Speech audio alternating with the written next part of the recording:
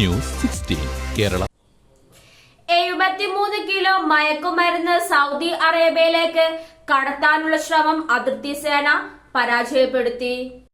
$18 ലക്ഷം വിലമതിക്കുന്ന 73 kilo hashish Saudi അറേബ്യയിലേക്ക് കടത്താനുള്ള ശ്രമം അതിർത്തി സേന പരാജയപ്പെടുത്തി. പ്രതികളിൽ നിന്ന് മയക്കുമരുന്ന് പിടികൂടിയതായും പ്രാഥമിക നിയമ നടപടികൾ പൂർത്തിയായതായും അധികൃതർ വ്യക്തമാക്കി.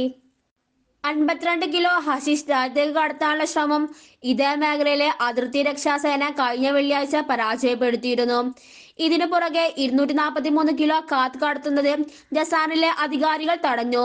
സംശയാസ്പദമായ കള്ളക്കടത്ത് പ്രവർത്തനങ്ങളെ കുറിച്ച് കസ്റ്റം ലംഘനങ്ങളെ കുറിച്ച് എന്തെങ്കിലും വിവരം ലഭിക്കുന്നവർ സൗദി അറേബ്യയിൽ നിന്നുള്ള 1910 എന്ന രഹസ്യ ബോർഡ് ലൈൻ നമ്പറിലോ 005661142084 എന്ന അന്താരാഷ്ട്ര നമ്പറിലോ ബന്ധപ്പെടണമെന്ന് ഉദ്യോഗസ്ഥർ അഭ്യർത്ഥിച്ചു.